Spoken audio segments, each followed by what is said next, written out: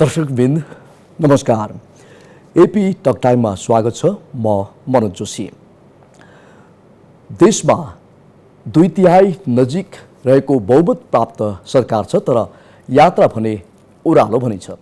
खबरदारी गर्नुपर्ने प्रमुख प्रतिपक्षी दल पनि प्रभावहीन भयो भन्ने आरोप लाग्दै आएको छ। यस्तो बेलामा अन्य राजनैतिक शक्ति मिलेर विकल्प दिन सक्ने अवसरलाई किन गुमाइँदैछ? टुटफुटको राजनीतिबाट गुज्रदै पछिल्लो समय एक भएको राप्रपामा फेरि पनि जुगाको लडाईँ सुरु भएको भन्ने पनि सुनिँदै आएको छ। आखिर यसको सत्यता के हो? अब के राजनीतिमा नयाँ पुस्ताको हस्तक्षेपको आवश्यकता भएको हो त?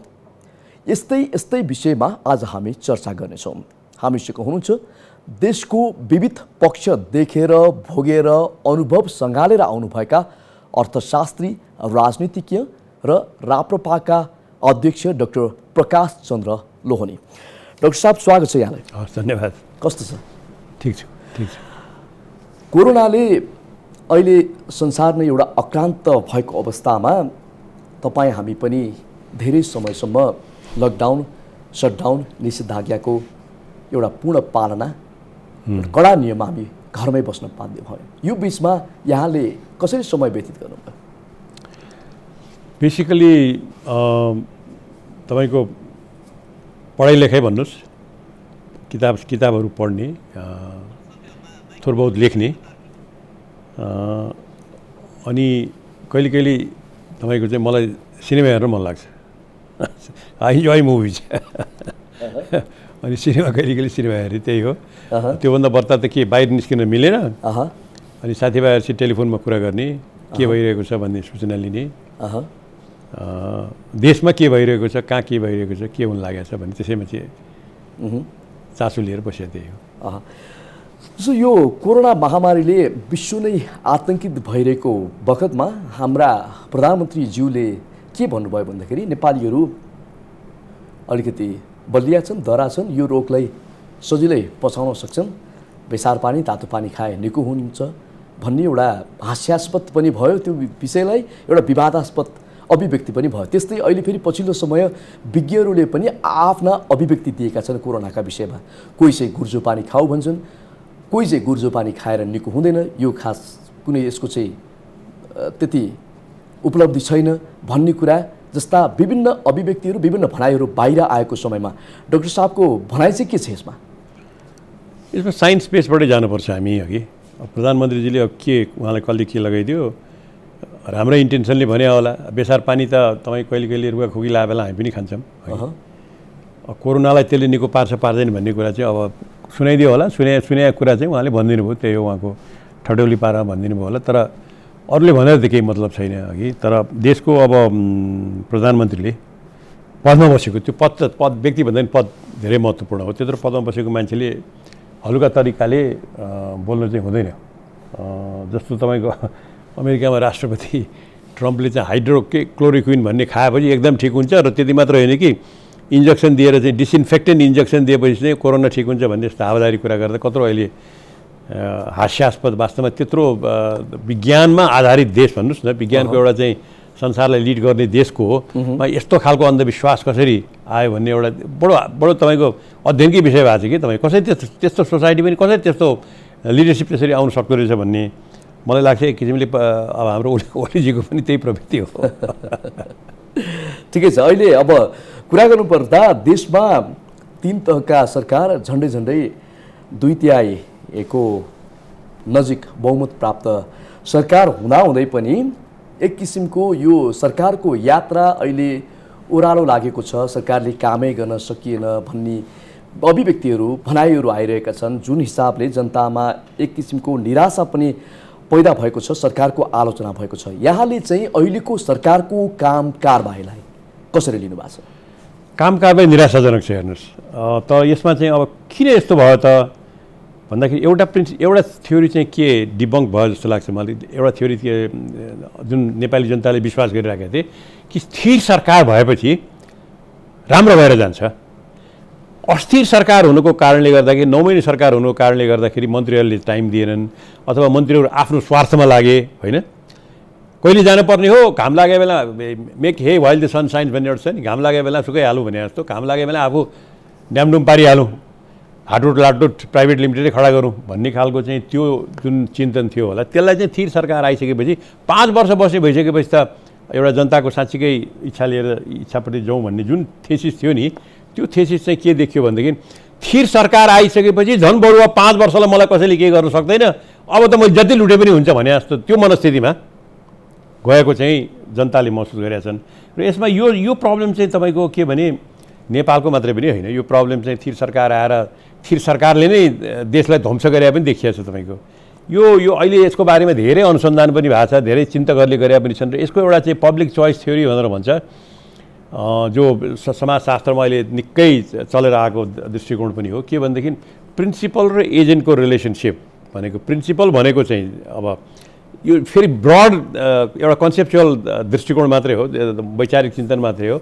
प्रिन्सिपल भनेको चाहिँ तपाईँको जनतै भयो पोलिटिक्समा, ऊ हो नि त मालिक। एजेन्ट भनेको चाहिँ सेवक भनेको चाहिँ सरकार हो। एजेन्ट भनेको यो हाम्रो एसम्पसन के छ भने चुनाव हुने बित्तिकै जनता सबैले शासन गर्ने त होइन, जनताले शासन छानेर पठाइदिए होइन, प्रिन्सिपलले छानेर पठाइदियो। अब एजेन्ट पठाइदियो, एजेन्ट कसलाई भयो त भने पार्टीको नाताबाट एजेन्टहरू चाहिँ तपाईँको चाहिँ संसदमा गए होइन, एजेन्टै हुन् तिनीहरू, जनताको प्रतिनिधि भने के एजेन्ट। त्यो एजेन्टले सरकार बनाइसकेपछि त्यसले त्यो प्रिन्सिपलको जो मालिक हो जनता, त्यो मालिकको चाहिँ स्वार्थ हेरेर काम गर्छ भन्ने जुन एउटा प्रिन्सिपल एजेन्ट हाइपोथेसिस भनेर भन्छ। धेरै कुरालाई अध्ययन गर्नको लागि यो प्रयोग पनि भएको छ र यसमा नोबेल प्राइज पनि पाइसकेका छन् मान्छेहरूले। यो थ्योरी चाहिँ अहिले हेर्दाखेरि चाहिँ धेरै हेर्दाखेरि के भनेदेखि सैद्धान्तिक रूपमा चाहिँ ठिक भए पनि तर व्यावहारिक रूपमा चाहिँ अब मालिकै भनेको छ नि, जो एजेन्टले नै आफ्नो स्वार्थपट्टि लाग्यो भने के गर्ने होइन। जो मालिक छ, मालिकले चाहिँ जो नोकर जो सेवक छ, सेवकले चाहिँ मालिकहरूको स्वार्थ भन्दैछ, सेवक आफ्नै स्वार्थमा लाग्दियो र के भने मालिकहरूलाई तेरो स्वार्थ यो होइन, मैले भने अनुसार पो हुन्छ तेरो स्वार्थ त भन्दैपट्टि लाग्यो भने के गर्ने अघि। अब इकोनोमिक्समा आफ्नै तरिकाले तपाईँको त्यसका दृष्टिकोणहरू छन्। पोलिटिक्समा मैले देख्दाखेरि के भने त्यसलाई चाहिँ इतिहासदेखि नै एउटा चाहिँ बिस्तारै इभल्भ भएर आएको छ। के भनेदेखि यदि त्यो सेवकले बेइमान गर्न थाल्यो भने सेवकलाई नियन्त्रण गर्ने संस्थाहरू पनि त्यो सँगसँगै बनाउनुपर्छ है होइन। जस्तो स्थानीय सरकारकै कुरा गर्नुहोस् न, अहिले केन्द्रीय सरकार किन कुरा गरौँ, स्थानीय सरकारमा त्यो पनि सरकारै हो नि।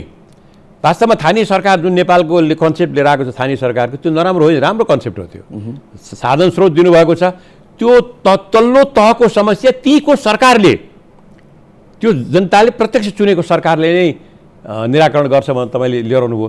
तर स्थानीय सरकारले नै बेइमान गर्न थाल्यो भने स्थानीय सरकारलाई सन्तुलन गर्ने इकाइहरू हामीले यदि खडा गरेका छैनौँ भने त्यो स्थानीय सरकार भ्रष्ट भएर जान सम्भावना हुन्छ। अनुगमन गर्ने कारबाही गर्ने निकाय जुन छैन तपाईँको, अथवा त्यसलाई रिकल गर्ने छैन। अथवा तपाईँले भन्नुहोस् न भोलि चुनावै गर्दाखेरि पनि ल म एलाई पनि दिन्छु, बीलाई पनि दिन्छु, ए र बी दुइटै मलाई मन लागेन, म भोटै गर्दिनँ भन्ने अप्सन पनि राख्न सक्नुहुन्छ नि।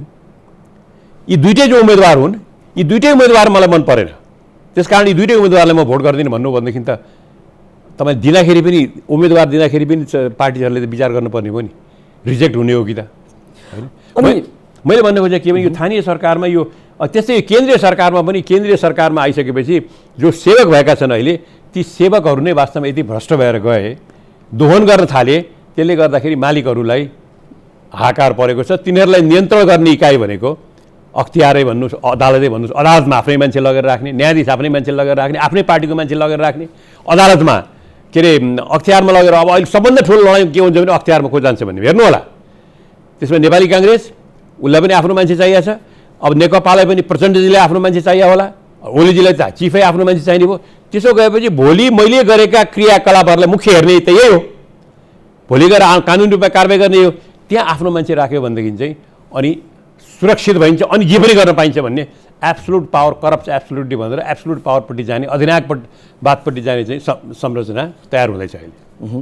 जस्तो यहाँले अख्तियारको कुरा गरिहाल्नुभयो, अहिलेको पछिल्लो अवस्थामा अख्तियारले गरेका काम कारबाही, अदालतका विषयमा विभिन्न उठेका विवादहरू लगायत संवैधानिक निकायमा जति पनि आफ्ना मान्छेहरू भागभण्डाको हिसाबले बान्ने प्रचलन रहेको छ। यी यावत विवादहरूलाई यहाँले चाहिँ कसरी लिनु भएको छ?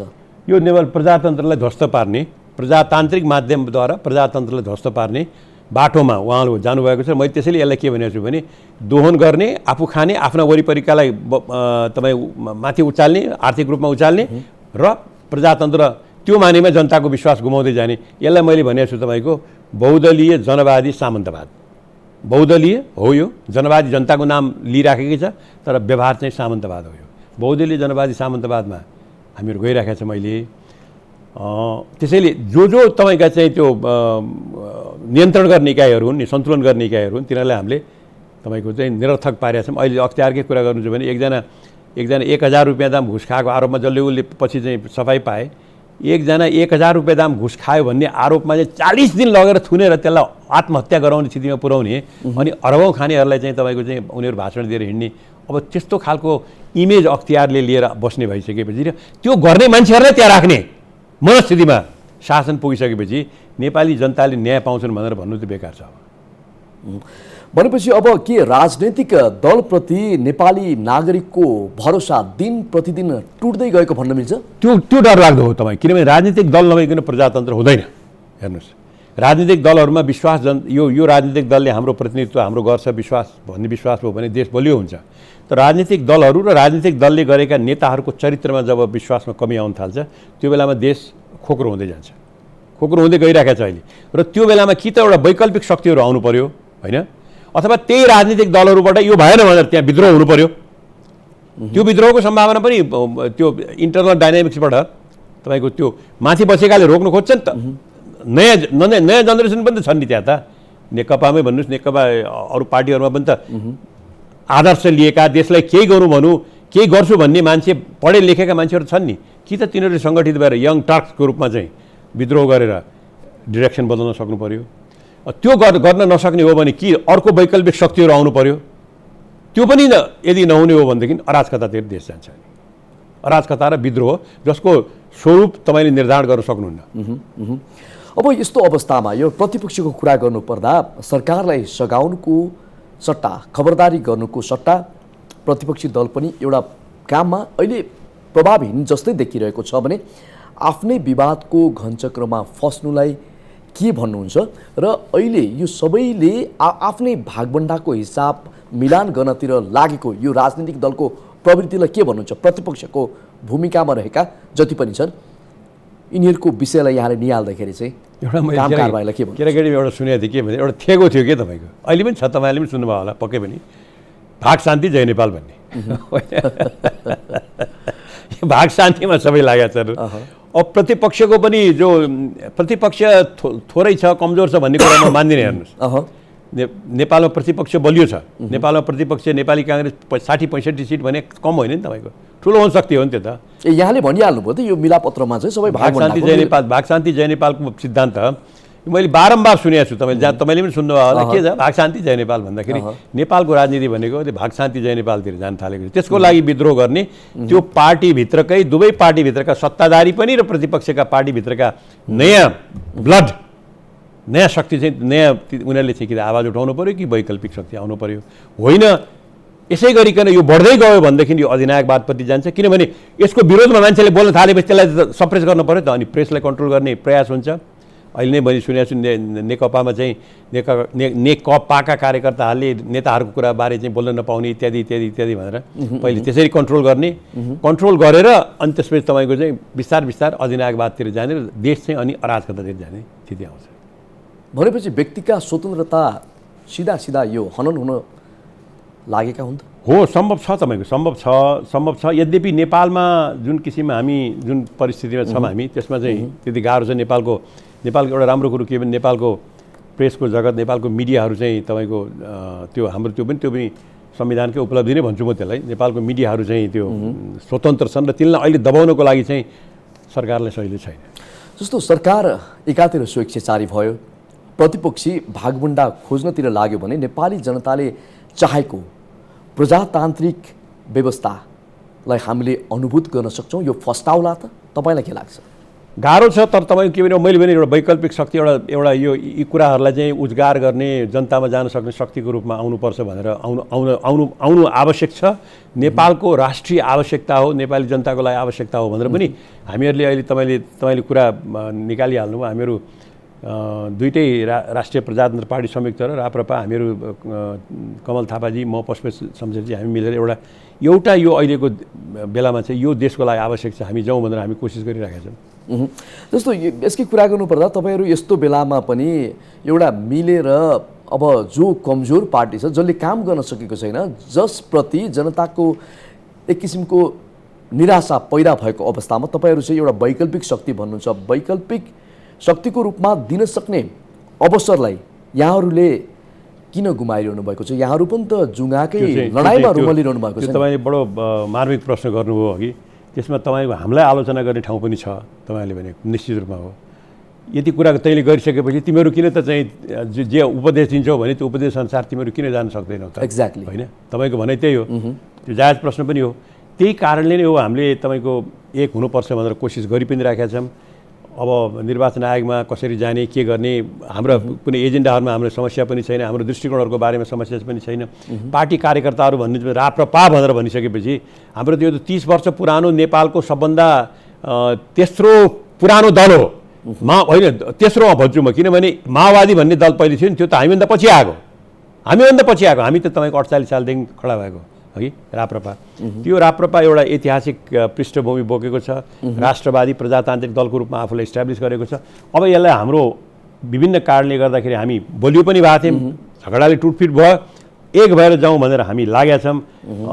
तपाईँको प्रश्नको चाहिँ अब चाहिँ मलाई के आशा छ भनेदेखि हामी प्रयास के गरिरहेका छौँ भने तपाईँको प्रश्नको चाहिँ ल तपाईँले ठिक गर्नुभएछ, एक हुनुभएछ, फेरि जानुभएछ, राम्रो हो भन्ने स्थिति चाहिँ लिएर आउनको लागि हामी लागेका छौँ। र हामी मात्र होइन, हाम्रा तपाईँको दोस्रो तहको नेता भन्छु म, दोस्रो तहको के एकदम काबिल छन्, राजेन्द्र लिङ्गदेले भन्नुहोस्, विक्रम पाण्डे भन्नुहोस्, अथवा चाहिँ अरू चाहिँ के धवल शमशेर राणा भन्नुहोस्, यी सबै अब लागिरहेका छन् कि यसलाई कसरी मिलाउने, हामी एक भएर जानुपर्छ भन्नेमा चाहिँ हामी सबै लागिरहेका छौँ। जस्तो अहिले फेरि पछिल्लो अवस्थामा राप्रपा त एक त भयो, तर एकता हुनको लागि अहिले निकै किचलो भएको छ भन्ने चर्चा पनि आउन थालेको छ र राप्रपाभित्र निकै विवाद बढ्दै गएको छ भन्ने कुरालाई यहाँले अन्तरआत्माबाट भन्दाखेरि के भएको खास राप्रपा? विवाद चाहिँ तपाईँको के भने कुनै फन्डामेन्टल इस्युजमा होइन, अघि टेक्निकल इस्युजमा कसरी दर्ता गर्न जाने, कसरी जाने भन्नेमा चाहिँ टेक्निकल इस्युजमा छ। त्यो मलाई लाग्छ हामी समाधान गर्छौँ त्यसलाई, अघि त्यसलाई उपायले हामी समाधान गर्छौँ। अहिले त तपाईँको यो निर्वाचन आयोगमा जानलाई पनि 30-32 जनालाई कोरोना भयो भनेर त्यहाँ 5-7 दिन त त्यहाँ पनि रहेछ। तर मलाई लाग्छ यो अवधि बिचमा हामी चाहिँ एउटा निकोडमा पुग्नु पनि पर्छ। किनभने हामी राजनीति गर्ने हो भने व्यक्तिको लागि होइन कि देशको लागि गर्ने हो भनेर भनेदेखि देशको आवश्यकता अहिले यही हो, प्रजातन्त्रलाई बचाउनको लागि र देशमा अहिले चाहिँ जुन किसिमको व्यथिति छ त्यसको विरुद्धमा आवाज उठाउनको लागि पनि जरुरी छ।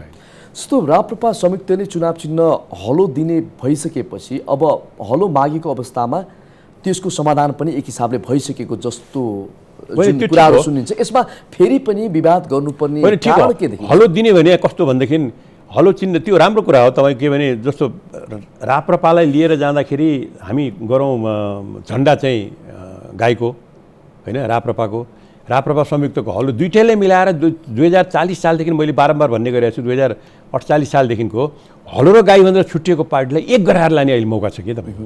त्यसकारण हलो दिने भन्ने कुरा पनि राम्रो कुरा हो, हलो चिन्ह। तर त्यो दिने माध्यम चाहिँ तपाईँले दिएर हुँदैन। तपाईँ राप्रपाको नेता हुनुभयो, ल मैले तपाईँलाई हलो दिँदेँ, मिल्दैन।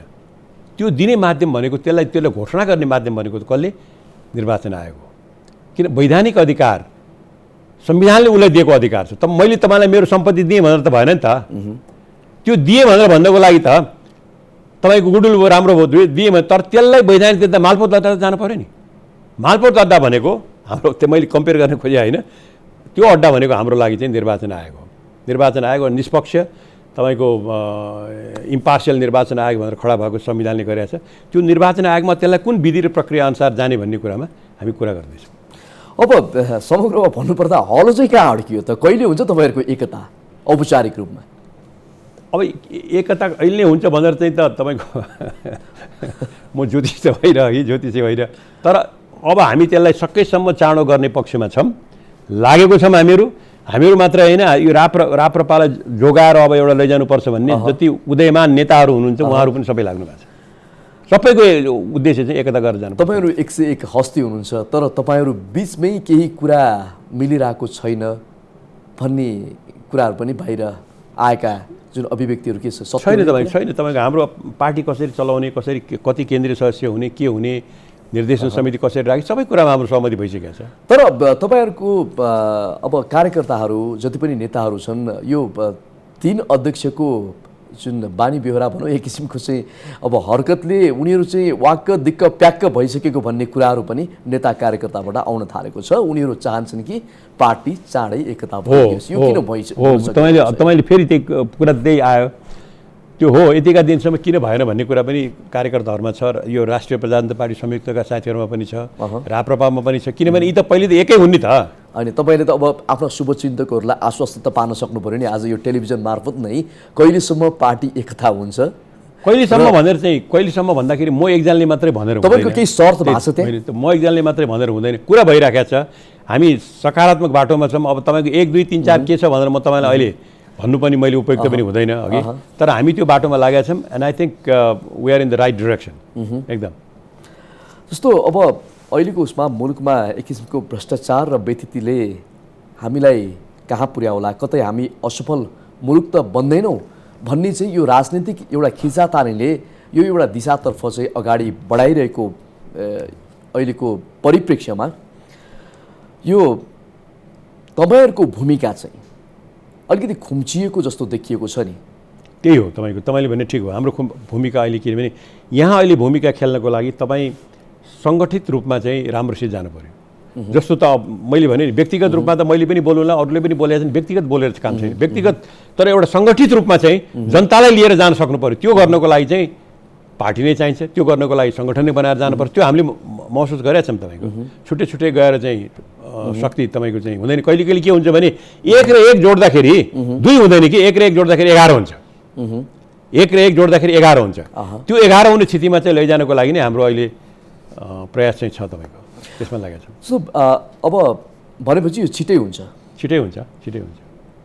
अनि अर्को कुरा तपाईँको लागि म एउटा प्रश्न राख्न चाहन्छु, जस्तो चाहिँ संवैधानिक राजतन्त्र र हिन्दू राष्ट्रको तपाईँहरूको अभियान चाहिँ अहिले कहाँ पुग्यो?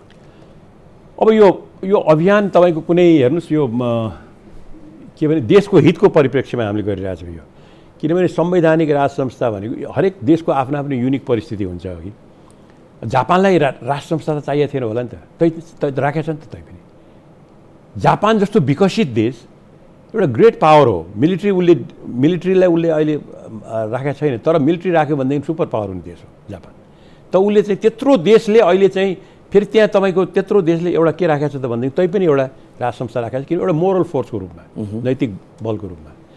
थाइल्यान्डमा हेर्नुहोस् त्यही छ, त्यहाँ सङ्घर्ष छ, तर सङ्घर्ष त उनीहरूको परिस्थितिले अघि उनीहरूको परिस्थितिले त्यहाँ चाहिँ हामीलाई चाहिँ यो राज संस्था राख्दाखेरि एउटा मोरल फोर्सको रूपमा दुईटै शक्तिलाई ब्यालेन्स गरेर बसिरहेको छ। नेपालमा पनि हामीले नेपालको जनता नै हो सर्वोच्च चाहिँ शासन गर्ने, अरूले होइन, जनताले शासन गर्ने हो, जनताका जनप्रतिनिधिहरूले शासन गर्ने हो। त्यसमा there can be no compromise, कुनै कम्प्रोमाइजै हुन सक्दैन।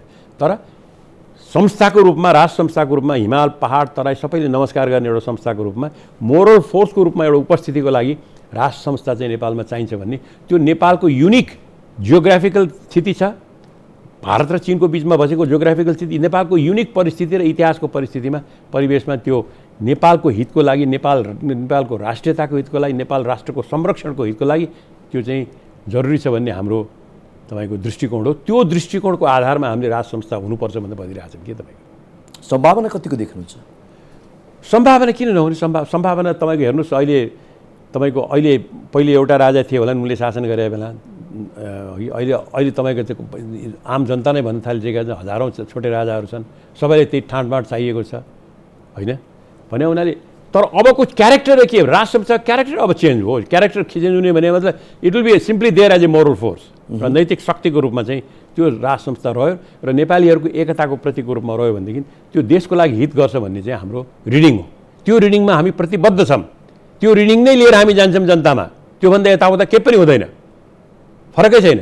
र जनताले हेरौँ त, त्यस्तै धर्मको बारेमा पनि हामीले चाहिँ धर्मको बारेमा यो धर्मको नाममा भएका विकृतिहरू जति छन् नि त्यसको अन्त हुनुपर्छ भने सबभन्दा बढ्ता बोल्ने हामी हौँ। जस्तो अहिले तपाईँले हेर्नुभयो आजको अखबारमा हेर्नुभयो होला तपाईँको पहाडमा चाहिँ एकजना युवा भर्खर कलकलो युवालाई चाहिँ जातको नाममा चाहिँ हत्या गरे। मधेसमा 7-8 जना दलितहरूलाई चाहिँ तपाईँको विभिन्न शोषण गरेर यत्रो अहिले चाहिँ 70 वर्षको पिरियड आइसक्दाखेरि पनि 40, 45, 50 लाख हाम्रा देशका नागरिकहरूलाई हामी आफै अत्याचार गरिरहेछौँ अनि हामी आफूलाई सिभिलाइज भन्छौँ। हामी जतिको अनसिभिलाइज र बार्बरस। आज अमेरिकामा काला र गोराको बिचमा हुँदाखेरि त्यो कालालाई गएर चाहिँ भएको अत्याचारको विरुद्धमा गोराहरूले त्यसरी साथ दिइरहेका छन् नि त। चेन्ज हुनु पर्यो भनेर आवाज उठाइरहेका छन् नि। ब्ल्याक लाइफ्स म्याटर भनेर आइरहेका छन् नि। खोइ यहाँ दलित लाइफ्स म्याटर भनेर, खोइ यहाँ अरू वर्ग किन उठ्न नसकेको, किन यहाँको राज्य यन्त्रले हेर्न नसकेको भन्दाखेरि यी कुराहरूलाई चाहिँ नाश गर्नुपर्छ। यो धर्मले भन्दैन, हाम्रो सभ्यताको यो अङ्गै होइन। यो त एउटा रीतिथिति शोषणको अङ्ग हो। यसलाई यसको विरुद्धमा सङ्घर्ष गर्नुपर्छ भन्ने हाम्रो एकातिर दृष्टिकोण छ भने अर्को 5000 इयर्सको एउटा सनातन धर्मको जुन मूल्य मान्यता जुन यसका तपाईँको लाइफ र लिभिङ जिन्दगी र मृत्यु र जिन्दगी र त्यसको बिचको परिधिमा तपाईँ कसरी बाँच्नुहुन्छ भन्ने यसका मूल्य मान्यताहरूलाई चाहिँ जोगाएर लैजानुपर्छ। र त्यो हाम्रो चाहिँ एउटा यो नेपालको लागि मात्र विश्वको लागि दिनु हो। यो दुईटा ठुल्ठुला धर्महरू यो देशमा निस्किया छन्, बुद्ध धर्म र हिन्दू धर्मको। यसको स्रोत केन्द्र हो नेपाल भनेको, स्रोत केन्द्र हो। यो स्रोत केन्द्र यो सभ्यतालाई जोगाएर यसको पहिचान शासनको लागि होइन, पहिचानको लागि चाहिँ हिन्दू राष्ट्रको रूपमा लैजानुपर्छ भन्नु त्यो नेपालको युनिकनेस हो, त्यो नेपालको सभ्यता हो र त्यसलाई हामीले जोगाउनुपर्छ भन्नेमा चाहिँ हामी लागेका छौँ। त्यसैले यो दुईटा कुरामा कुनै कम्प्रोमाइज हुन सक्दैन। भनेपछि राजतन्त्र पुनर्स्थापना, राजतन्त्र होइन, राज संस्था हो। तन्त्र र संस्थामा धेरै फरक छ। हामीले तन्त्र भने छैनौँ, राज संस्था एज ए इन्स्टिट्युसन। बेलायतमा त राज संस्था छ नि, के तन्त्रहरू त्यहाँको राजतन्त्रहरू थियो? होइन, राज संस्था हो। जापानमा के राज संस्था हो, तन्त्र होइन। राज संस्था एज एन इन्स्टिट्युसन चाहिँ हामी त्यसलाई रेस्टोर हुनुपर्छ भन्ने। किनभने नेपालको विशेष परिस्थिति आफ्नै, हरेक देशको आफ्नो आफ्नो युनिक परिस्थितिहरू हुन्छ। त्यो युनिक परिस्थितिको आधारमा त्यो देशलाई अगाडि लैजानुपर्ने हुन्छ। भनेपछि तपाईँको भाषामा राज संस्था पुनर्स्थापित भयो भने तपाईँहरू फेरि नम्बर 1 शक्तिशाली पार्टी बन्ने हो। नम्बर 1 शक्तिशाली पार्टी बनौँ नबनौँ त्यो नेपाली जनताले निर्णय गर्ने कुरा हो, बुझ्नु भएन? त्यो बेलामा अरू पार्टीहरू पनि आउलान् नि त। हामी त यति मात्र के भन्छ, यो प्रश्नमा हामी अरू पार्टीहरूसँग पनि एउटा साझा सहमतिमा पुगौँ। एउटाले एक थोक भन्ने, एउटाले एक थोक भन्ने होइन। नेपालको लागि आवश्यक छ भन्ने कुरामा कसरी यसलाई चाहिँ यो राज संस्थालाई चाहिँ नेपालमा ठाउँ दिएर लैजाने, राज संस्थालाई राख्ने भन्ने कुरामा अरू पार्टीहरूसँग पनि सहमति आधारमा जाउँ। नेपाली काङ्ग्रेसले पनि यस्तो आवाज उठाउने थुप्रै निस्किसकेका छन्। मलाई लाग्छ बिस्तार नेपाली जनताले, नेपालका राजनीतिकहरूले यसको औचित्यलाई, हामीले उठाएको कुराको औचित्यलाई उहाँहरूले स्वीकार गर्दै हुनुहुन्छ। हाम्रो अनुरोध पनि त्यही छ। अब हामी लगभग कार्यक्रमको अन्तिममा आइसकेका छौँ। अन्तिममा राज्य प्रणालीप्रति असहमति राख्ने तपाईँहरूको आशाको किरण त तपाईँहरूले पनि जगाउन नसकेको पनि यो स्वीकार हुन्छ? कुन राज्य प्रणालीप्रतिको एउटा असहमति राख्ने जति पनि कुराहरू छन्, तपाईँहरूले एक किसिमको राज्य प्रणालीप्रति आशाको किरण जगाउन नसक्नुमा तपाईँहरू पनि दोषी हुनुहुन्छ नि? होइन, अहिले अब यो यसमा चाहिँ तपाईँको के भने 2048 सालपछि चाहिँ हामी पनि सत्तामा भयो। विकल्प दिन्छु त तपाईँहरूले भन्नुभएको छ, तर विकल्प दिनको लागि तपाईँहरूसँग सूत्रबद्ध रूपमा भन्नुपर्दा 1, 2, 3 के पोइन्ट छन्? हाम्रो दुईटा एजेन्डा यो हो तपाईँको। तेस्रो एजेन्डा भनेको एन्टी करप्सन। हामीले एउटा भनेका छौँ के भनेदेखि चाहिँ हामीले अहिलेको सरकारलाई पनि भनिरहेछौँ, निरन्तर रूपमा हामीले के भनिरहेछौँ भने नेपाली जनतालाई शासन गर्ने मालिकहरू चाहिँ इमान्दार छन् भन्ने देखाउनको लागि नेपालका सबै नेताहरू, ठुल्ठुला नेताहरू, प्रचण्डजी, ओलीजी, माधवजी, होइन शेरबहादुरजी अथवा हाम्रै पार्टीका सबैको सम्पत्ति चाहिँ जाँच गर्नुहोस् तपाईँ। हामी त्यसको लागि भलन्टियर गर्न तयार छौँ। हामी आफै भलन्टियर गर्न तयार छौँ। जाँच गर्नु, सम्पत्ति जाँच गरेर त्यो कहाँबाट कमाएर ल्यायो तिमीहरूले यत्रो पैसा, कसले दियो तिमीहरूलाई यत्रो पैसा भनेर सोध्ने कि नसोध्ने हामी? त्यो हिम्मत हामीले राख्नु पऱ्यो। अब शुद्धिकरणको तपाईँको साँच्चीकै दिशामा जाने हो भने प्रधानमन्त्रीजीले भन्नुहुन्छ नि, उहाँले प्रधानमन्त्रीले मेरो सल्लाह चाहिँ जाने हो भनेदेखि 8 गर्नुहोस्। किनभने उहाँको त केही पनि छैन भन्ने सुनेको छु मैले त। उहाँले त डिक्लेयरै गरेको छैन। सबैले केही पनि छैन भने के हो त त्यसो भए यो सब कुरा? अब डाक्टर साहब, यो समग्रमा भन्नुपर्दा अब अर्थी उपदेश दिनको लागि निकै सजिलो हुन्छ, सचिन गाह्रो बाटो हो एक हिसाबले भन्दाखेरि। अब विकल्प दिन्छु भनेर मुखले मात्र हुन्छ होला त? सच्चिनको लागि हामी त राखिरहेको सच्चिने गाह्रो बाटो तपाईँले भने ठिक हो सच्चिने कोही गाह्रो मान्छ भनेदेखि त्यसलाई सच्याउने परिस्थिति ल्याउनुपर्छ नसच्चिकन नटिक्ने परिस्थिति ल्याउनुपर्छ होइन तपाईँले अख्तियार राखे किन मन्त्रीले अथवा चाहिँ ठुल्ठुला पदाधिकारीले भ्रष्टाचार गरे भने तिनीहरूलाई चाहिँ लगेर मुद्दा हाल्छु अदालतमा लैजान्छु अदालतबाट चाहिँ सजाय दिलाउँछु भनेर त्यो संरचनालाई तपाईँ बनाउने कि नबनाउने मान्छे हेर्नुहोस् जन्मने बित्तिकै मान्छे सबै दुधले भएको हुँदैन सत्तामा जानेको दुरुपयोग हुनसक्छ दुरुपयोग गरे होलान् तर दुरुपयोग गर्न नदिने संस्थाहरूलाई तपाईँ बलियो गराउने कि नगराउने हामी यहाँ चाहिँ के भने दुरुपयोग गर्न नदिने संस्थाहरूले चाहे त्यो पार्लियामेन्ट होस् चाहे त्यो अदालत होस् अदालतमा पनि भागभण्डा छ एउटा प्रक्रिया छैन मेरो न्यायाधीश मेरो पार्टीको न्यायाधीश भनेपछि सबै तपाईँका चाहिँ पार्टीका हुने भए तपाईँ सन्तुलन राख्ने इकाइहरू नै सबै एउटा पार्टीको हुने भयो दलीय हुने भयो युनिभर्सिटी त्यस्तै छ क्याम्पस प्रमुखहरू त्यस्तै छ हुँदा पिएमसम्म त्यही भइसक्यो